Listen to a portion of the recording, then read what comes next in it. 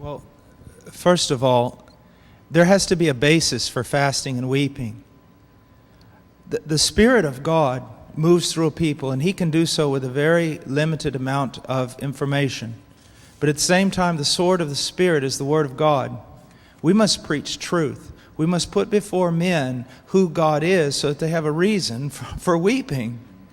We have an ignorance of God that's rampant in the land, and therefore our sin is not exposed. So along with revival fires comes the fire of preaching and preaching truth about God. We've got to return to the basics. Now, fasting is seen throughout all the Scriptures. First of all of us would recognize that fasting is not a means to manipulate the hand of God. He lays His hand on the table, no one pries it up. He raises His hand and no one pulls it down. No one questions Him and asks Him what He's doing. But this is something that I want. Fasting has been a part of my life before I ever even understood its usefulness in my life. Fasting for me is a barometer or a measuring stick of passion. Let me give you an example.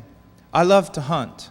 So let's say that someone has promised me a bear hunt in Canada. Since there's so many people from Canada, if anybody bear hunts, I'll go with you. So someone's promised me a bear hunt in Canada. And for a year, I'm waiting and longing and thinking about going on that bear hunt. It's just filled my heart. And then, right when I'm packing up the car, my little boy, my eldest son, runs up to the car and says, "Father, my head," and he falls over on the ground. Now, at that moment, I'm not going to stamp my foot on the sidewalk and say, "Man, I've been waiting so long to go on this bear hunt, and now I can't go." I'm not going to allow a friend to tell me, "Look, I'll take care of your son.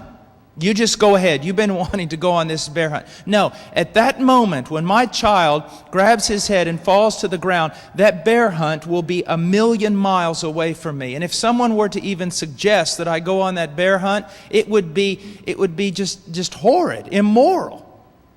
In the same way, for me, when our passion for Christ is so great that food almost becomes an immorality, when there is such a crisis in Christianity that you say, "Food no longer has a taste to me. I desire not the fellowship of men. If this one malady is not cured, I will die." And that is what we have to come to. We have to come to a realization that eternity here is at stake. The judgment of God is not going to fall.